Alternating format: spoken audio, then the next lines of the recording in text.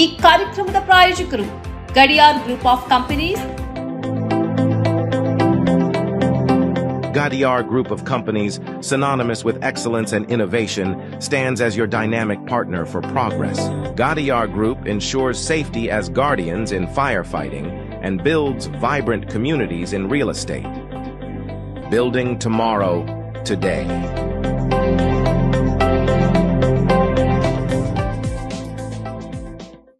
ವೀಕ್ಷಕರೇ, ಸನ್ಮಾರ್ಗ ಸುದ್ದಿ ಸಂಚಯಕ್ಕೆ ಸ್ವಾಗತ. ನಾನು RA ಲೋಹಾನಿ.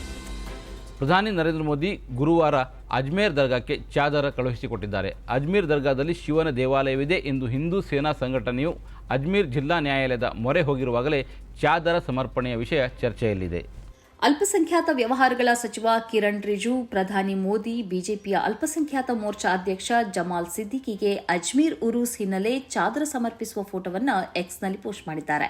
ಕಿರಣ್ ರಿಜಿಜು ಅವರ ಪೋಸ್ಟ್ ಅನ್ನು ಹಂಚಿಕೊಂಡ ಪ್ರಧಾನಿ ನರೇಂದ್ರ ಮೋದಿ ಖ್ವಾಜಾ ಮೊಹಿನುದ್ದೀನ್ ಚಿಸ್ತಿ ಅವರ ಉರೂಸ್ ಸಮಾರಂಭದ ಶುಭಾಶಯಗಳು.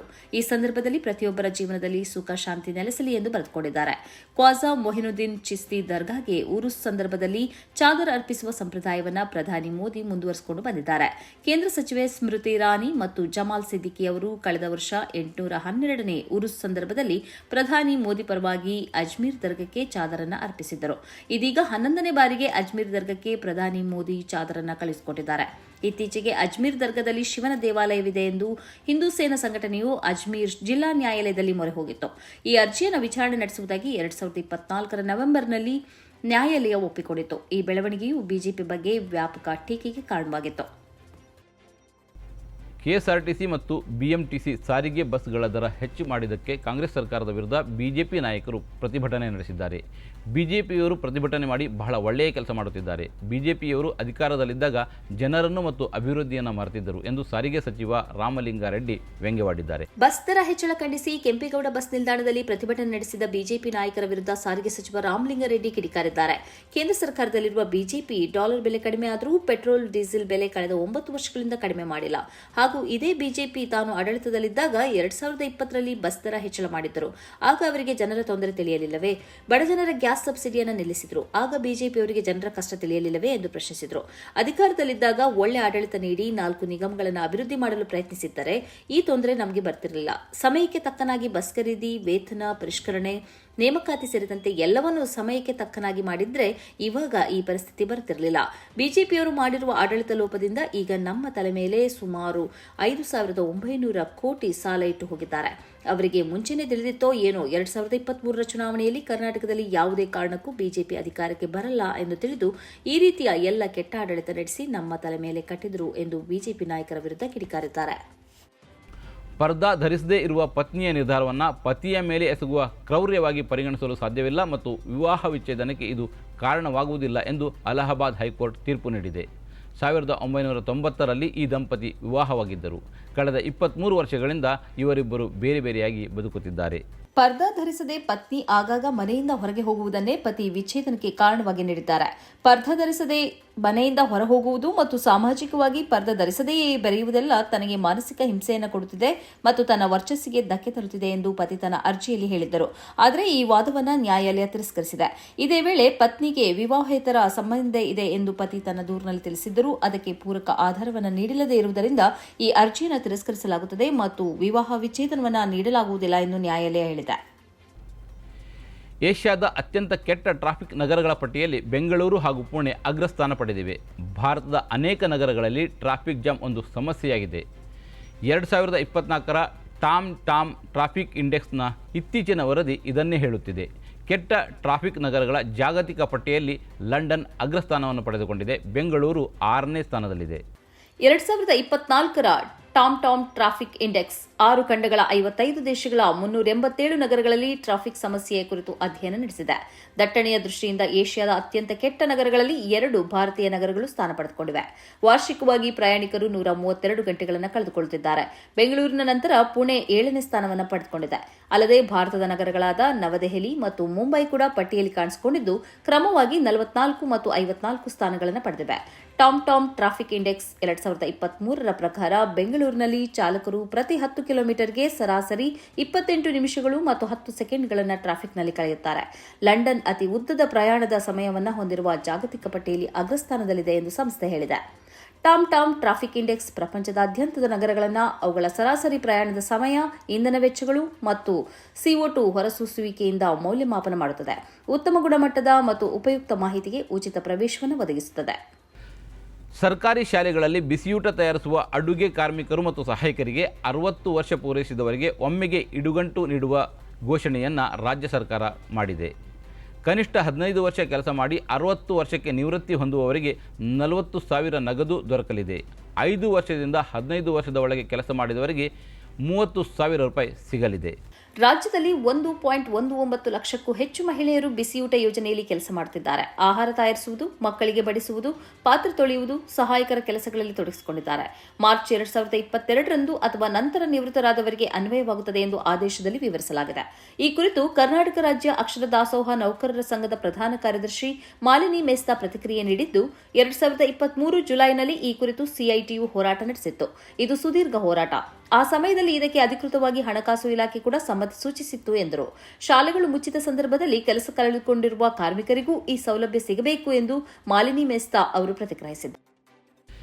2025ನೇ ಇಸವಿಯನ್ನು ಕೋಮು ಸೌಹಾರ್ದದ ವರ್ಷವಾಗಿ ಘೋಷಿಸಬೇಕು ಎಂದು ಆಗ್ರಹಿಸಿರುವ ಜಮಾಅತೆ ಇಸ್ಲಾಮಿ ಹಿಂದ್ ರಾಷ್ಟ್ರೀಯ ಅಧ್ಯಕ್ಷ ಸೈಯದ್ ಸಾದತುಲ್ಲಾ ಹುಸೈನಿ, ಇಸ್ಲಾಮಿಫೋಬಿಯಾ, ದ್ವೇಷ ಭಾಷಣ, ಲಿಂಚಿಂಗ್ ಮತ್ತು ಧಾರ್ಮಿಕ ತಾರತಮ್ಯವಿಲ್ಲದ ವರ್ಷವಾಗಿ ಕಟ್ಟುವ ಬಗ್ಗೆ ಘೋಷಣೆ ಮಾಡಬೇಕು ಎಂದು ಆಗ್ರಹಿಸಿದ್ದಾರೆ. ಜಮಾತ್ನ ಕೇಂದ್ರೀಯ ಕಚೇರಿಯಲ್ಲಿ ನಡೆದ ಪತ್ರಿಕಾಗೋಷ್ಠಿಯಲ್ಲಿ ಅವರು ಹಲವು ವಿಷಯಗಳ ಬಗ್ಗೆ ಬೆಳಕು ಚೆಲ್ಲಿದ್ದಾರೆ. ಉತ್ತರ ಪ್ರದೇಶದ ಸಂಬಾಲ್ನಲ್ಲಿ 5 ಮಂದಿ ಮುಸ್ಲಿಮರನ್ನ ಗುಂಡಿಟ್ಟು ಸಾಯಿಸಿದ ಪೊಲೀಸರ ಕ್ರಮವನ್ನು ತೀವ್ರವಾಗಿ ಖಂಡಿಸಿದ ಹುಸೇನಿ ಅವರು ಇಂಥ ಬೆನ್ನಟ್ಟುವಿಕೆಯ ಕೃತ್ಯವನ್ನು ನಿಲ್ಲಿಸಬೇಕು ಮತ್ತು ಸಂತ್ರಸ್ತರಿಗೆ ನ್ಯಾಯ ಸಿಗಬೇಕು ಎಂದು ಆಗ್ರಹಿಸಿದ್ದಾರೆ. ಇದೇ ವೇಳೆ ನಾಗರಿಕ ಪ್ರತಿಭಟನೆಯ ಹಕ್ಕನ್ನ ಮತ್ತು ವಾಕ್ ಸ್ವಾತಂತ್ರ್ಯವನ್ನು ದಮನಿಸುತ್ತಿರುವ ಪ್ರಭುತ್ವದ ಬಗ್ಗೆ ನ್ಯಾಯಾಲಯ ಮೌನವಾಗಿರುವುದಕ್ಕೂ ಅವರು ಅಸಮಾಧಾನ ವ್ಯಕ್ತಪಡಿಸಿದ್ದಾರೆ. ಸಂಬಾಲ್ ಪ್ರಕರಣದಲ್ಲಿ ಅನೇಕ ಮುಸ್ಲಿಮರ ಮೇಲೆ ಪ್ರಕರಣ ದಾಖಲಿಸಲಾಗಿದೆ. ಎಲ್ಲಿಯವರೆಗೆ ಎಂದರೆ ಅಲ್ಲಿನ ಸಂಸದ ಜಿಯಾউর ರಹಮಾನ್ ಅವರ ಮೇಲೆಯೇ ಪ್ರಕರಣ ದಾಖಲಿಸಲಾಗಿದೆ. ಇದೇ ವೇಳೆ ಸಾರ್ವಜನಿಕರು ಪ್ರಶ್ನೆಯನ್ನು ಎತ್ತಿದಾಗ ಅಸಮರ್ಪಕ ವಿದ್ಯುತ್ ಬಳಕೆಗಾಗಿ ಅವರ ಮೇಲೆ ಪ್ರಕರಣ ದಾಖಲಿಸಲಾಗಿದೆ ಎಂದು ಪೊಲೀಸರು ಹೇಳುತ್ತಿದ್ದಾರೆ. ಇವೆಲ್ಲವನ್ನು ನೋಡಿದರೆ ಇದು ಸಂಪೂರ್ಣವಾಗಿ ರಾಜಕೀಯ ಪ್ರೇರಿತ ಬೆಳವಣಿಗೆ ಎಂದು ಗೊತ್ತಾಗುತ್ತದೆ ಎಂದು ಅವರು ಹೇಳಿದ್ದಾರೆ. ಪ್ರಭುತ್ವ ಅತ್ಯಂತ ಏಕಮುಖವಾಗಿ ಮತ್ತು ಮುಸ್ಲಿಮರನ್ನ ಉದ್ದೇಶಪೂರ್ವಕವಾಗಿ ಗುರಿಯಾಗಿಸಿಕೊಂಡು ಕೆಲಸ ಮಾಡಿರುವುದು ಸಂಬಾಲ್ ಪ್ರಕರಣದಲ್ಲಿ ಸ್ಪಷ್ಟವಾಗಿ ಗೋಚರಿಸಿದೆ ಎಂದು ಹುಸೇನಿ ಹೇಳಿದ್ದಾರೆ. ಅಮೆರಿಕದ ಅಧ್ಯಕ್ಷ ಬಿಡೆನ್ ಕುಟುಂಬವು 2023ರಲ್ಲಿ ವಿದೇಶಿ ನಾಯಕರಿಂದ $10,000 ಮೌಲ್ಯದ ಉಡುಗೊರೆಗಳನ್ನು ಸ್ವೀಕರಿಸಿದೆ. ಪ್ರಥಮ ಮಹಿಳೆ ಜಿಲ್ ಬಿಡೆನ್ ಉಡುಗೊರೆಯಾಗಿ ಸ್ವೀಕರಿಸಿದ ಅತ್ಯಂತ ದುಬಾರಿ ವಸ್ತುಗಳಲ್ಲಿ ಪ್ರಧಾನಿ ನರೇಂದ್ರ ಮೋದಿಯವರು ನೀಡಿದ 17 ಲಕ್ಷ ರೂಪಾಯಿ ಮೌಲ್ಯದ 7.5 ಕ್ಯಾರೆಟ್ ವಜ್ರದ ಆಭರಣವೂ ಸೇರಿದೆ. ಯುನೈಟೆಡ್ ಸ್ಟೇಟ್ಸ್ನ ಸ್ಟೇಟ್ ಡಿಪಾರ್ಟ್ಮೆಂಟ್ ಪ್ರಕಟಿಸಿದ ವಾರ್ಷಿಕ ವರದಿಯಲ್ಲಿ ಉಲ್ಲೇಖವಾಗಿರುವಂತೆ ಪ್ರಧಾನಿ ನರೇಂದ್ರ ಮೋದಿಜಿ ನೀಡಿರುವ ವಜ್ರದ ಆಭರಣ 2023ರಲ್ಲಿ ಜೋ ಬೈಡೆನ್ ಪಡೆದ ಅತ್ಯಂತ ದುಬಾರಿ ಉಡುಗೊರೆಯಾಗಿದೆ. ಅಧಿಕೃತ ಬಳಕೆಗಾಗಿ ಈಗ ವೈಟ್ ಹೌಸ್ ಈಸ್ಟ್ ವಿಂಗ್ನಲ್ಲಿ ನೆಲೆಸಿರುವ ಅವರ ಕುಟುಂಬಕ್ಕೆ ಪ್ರಸ್ತುತಪಡಿಸಿದ ದುಬಾರಿ ವಸ್ತುಗಳ ಪಟ್ಟಿಯಲ್ಲಿ ಮೋದಿಜಿ ನೀಡಿದ ವಜ್ರವು ಅಗ್ರಸ್ಥಾನದಲ್ಲಿದೆ. ಕಾಶ್ಮೀರಿ ಪೇಪಿಯಾರ್ ಮಾಚೆಪೆಟ್ಟಿಗೆಯಲ್ಲಿ ಲ್ಯಾಬ್ ಮೂಲಕ ಬೆಳೆದ ವಜ್ರವನ್ನು ಮೋದಿ ಅವರು ಜೂನ್ 2023ರಲ್ಲಿ ಯುಎಸ್ಗೆ 3 ದಿನಗಳ ಭೇಟಿಯ ಸಂದರ್ಭದಲ್ಲಿ ಉಡುಗೊರೆಯಾಗಿ ನೀಡಿದ್ದಾರೆ ಎಂದು ಮಾಧ್ಯಮಗಳು ವರದಿ ಮಾಡಿವೆ. ಅದೇ ಪ್ರವಾಸದಲ್ಲಿ ಮೋದಿ ಅವರು ಕೆತ್ತಿದ ಶ್ರೀಗಂಧದ ಪೆಟ್ಟಿಗೆ, 10 ಪ್ರಧಾನ ಉಪನಿಷದ್ ಎಂಬ ಪುಸ್ತಕ, ಪ್ರತಿಮೆ ಮತ್ತು ಒಟ್ಟು $6,232 ಮೌಲ್ಯದ ಎಣ್ಣೆ ದೀಪವನ್ನು ಅಧ್ಯಕ್ಷ ಜೋ ಬೈಡನ್ರಿಗೆ ಉಡುಗೊರೆಯಾಗಿ ನೀಡಿದ್ದರು. ನವೆಂಬರ್ 2022ರಲ್ಲಿ ಮೋದಿ ಬೈಡನ್ರಿಗೆ $1,000 ಮೌಲ್ಯದ ಪೇಂಟಿಂಗ್ ಅನ್ನು ಉಡುಗೊರೆಯಾಗಿ ನೀಡಿದ್ದರು.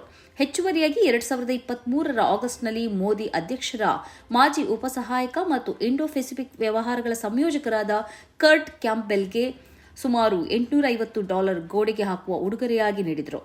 ಪ್ರಧಾನಮಂತ್ರಿಯವರು ಜೂನ್ 2023ರಲ್ಲಿ ಸೆನೆಟರ್ಗಳಾದ ಮಿಚ್ ಮೆಕ್ಕಾನೆಲ್ ಮತ್ತು ಚಾರ್ಲ್ಸ್ ಶುಮರ್ ಅವರಿಗೆ ಕ್ರಮವಾಗಿ $125 ಮೌಲ್ಯದ ಲ್ಯಾಟಿಸ್ ವರ್ಕ್ ಬಾಕ್ಸ್ ಮತ್ತು ಒಂಟೆ ಮೂಳೆ ಪೆಟ್ಟಿಗೆಯನ್ನು ಉಡುಗೊರೆಯಾಗಿ ನೀಡಿದರು. ಕ್ಯಾಂಪೆಲ್ ಯುಎಸ್ ರಾಜ್ಯ ಉಪ ಕಾರ್ಯದರ್ಶಿಯಾಗಿದ್ದಾರೆ. ರಾಷ್ಟ್ರೀಯ ಭದ್ರತಾ ಸಲಹೆಗಾರ ಅಜಿತ್ ದೋವಲ್ 2023ರ ಜನವರಿ ಮತ್ತು ಜುಲೈನಲ್ಲಿ ಕ್ರಮವಾಗಿ $485 ಬೆಳ್ಳಿಯ ಜಾಗ್ವರ್ ಪ್ರತಿಮೆ ಮತ್ತು $638 ಮರದ ಆನೆ ರಚನೆಯನ್ನು ತಮ್ಮ American counterpart Jacob Sullivan ಅವರಿಗೆ ಉಡುಗೊರೆಯಾಗಿ ನೀಡಿದರು. ಹೆಚ್ಚುವರಿ ರಾಷ್ಟ್ರೀಯ ಭದ್ರತಾ ಸಲಹೆಗಾರ ರಾಜೇಂದರ್ ಖನ್ನಾ ಸೆಪ್ಟೆಂಬರ್ 2022ರಲ್ಲಿ ಯುಎಸ್ ಹೋಮ್ಲ್ಯಾಂಡ್ ಸೆಕ್ಯೂರಿಟಿ ಸಲಹೆಗಾರ ಎಲಿಜಬೆತ್ ಶೆರ್ವುಡ್ ರಾಂಡಲ್ರಿಗೆ ಸುಮಾರು $3,980 ಮೌಲ್ಯದ ಬೆಳ್ಳಿಯ ಆನೆ ಶಿಲ್ಪವನ್ನು ಉಡುಗೊರೆಯಾಗಿ ನೀಡಿದರು. ಕಾನೂನು ಬಾಹಿರವಾಗಿ ನೆಲೆಸಿರುವ 3,700 ಭಾರತೀಯರು UAEಯಿಂದ ಭಾರತಕ್ಕೆ ಮರಳಲಿದ್ದಾರೆ. ಕಾನೂನು ಬಾಹಿರವಾಗಿ ನೆಲೆಸಿದ್ದವರಿಗೆ ಸೆಪ್ಟೆಂಬರ್ 1ರಿಂದ ಡಿಸೆಂಬರ್ 31ರವರೆಗೆ UAE ಸಾರ್ವತ್ರಿಕ ಕ್ಷಮಾದಾನ ಘೋಷಿಸಿತ್ತು. ಇದನ್ನು ಅನುಸರಿಸಿ ವಾಪಸಾತಿ ನಡೆದಿದೆ. ಇದೀಗ ಈ ಸಾರ್ವತ್ರಿಕ ಕ್ಷಮಾದಾನದ ಅವಧಿ ಮುಕ್ತಾಯಗೊಂಡಿದ್ದು, ಕಾನೂನು ಬಾಹಿರವಾಗಿ ಇನ್ನೂ ಉಳಿದುಕೊಂಡವರ ಮೇಲೆ ಪ್ರಕರಣ ದಾಖಲಾಗಲಿದೆ. ದುಬೈ, ಶಾರ್ಜಾ, ಅಜ್ಮಾನ್, ಉಮ್ಮಲ್ ಕುವೈನ್, ರಾಸಲ್ ಖೈಮಾ, ಫುಜೈರಾ ಮುಂತಾದ ರಾಜ್ಯಗಳಲ್ಲಿ ಸಾರ್ವಜನಿಕ ಕ್ಷಮಾದಾನ ಸಿಕ್ಕವರ ಮಾಹಿತಿ ಇದಾಗಿದೆ. ಸುಮಾರು 15,000 ಭಾರತೀಯರು ಸಾರ್ವತ್ರಿಕ ಕ್ಷಮಾದಾನವನ್ನು ಅಪೇಕ್ಷಿಸಿ ದುಬೈ ಕಾನ್ಸುಲೇಟ್ ಅನ್ನು ಸಂಪರ್ಕಿಸಿದ್ದಾರೆ ಎಂದು ವರದಿಯಾಗಿದೆ. ಇವರಲ್ಲಿ 3,700 ಮಂದಿಗೆ ಭಾರತಕ್ಕೆ ಮರಳಲು ಎಕ್ಸಿಟ್ ಪಾಸ್ ನೀಡಲಾಗಿದೆ. ಪಾಸ್ಪೋರ್ಟ್ ಕಳೆದು ಹೋಗಿರುವ 1,117 ಮಂದಿಗೆ ಹೊಸ ಪಾಸ್ಪೋರ್ಟ್ ಅನ್ನು ನೀಡಲಾಗಿದೆ ಎಂದು ತಿಳಿದುಬಂದಿದೆ. 3,586 ಮಂದಿಗೆ ತಾತ್ಕಾಲಿಕ ಪಾಸ್ಪೋರ್ಟ್ ಅನ್ನು ನೀಡಲಾಗಿದೆ. ಸಾಕಷ್ಟು ಮಂದಿಗೆ ಶುಲ್ಕದ ರಿಯಾಯಿತಿ ದೊರೆತಿದೆ ಎಂದು ವರದಿಯಾಗಿದೆ. ಕೊರೋನಾ ವೈರಸ್ಗೆ 5 ವರ್ಷಗಳು ತುಂಬುತ್ತಿರುವಂತೆಯೇ ಚೈನಾದಿಂದ ಇನ್ನೊಂದು ಮಾರಣಾಂತಿಕ ವೈರಸ್ನ ಸುದ್ದಿ ಬಂದಿದೆ. ಹ್ಯೂಮನ್ ಮೆಟನ್ಯೂಮೋ ವೈರಸ್ ಅಥವಾ HMPV ಎಂಬ ಹೆಸರಿನಲ್ಲಿ ಈ ವೈರಸ್ಸನ್ನು ಗುರುತಿಸಲಾಗಿದೆ. ಚೀನಾದಾದ್ಯಂತ ಅಲರ್ಟ್ ಘೋಷಿಸಲಾಗಿದೆ.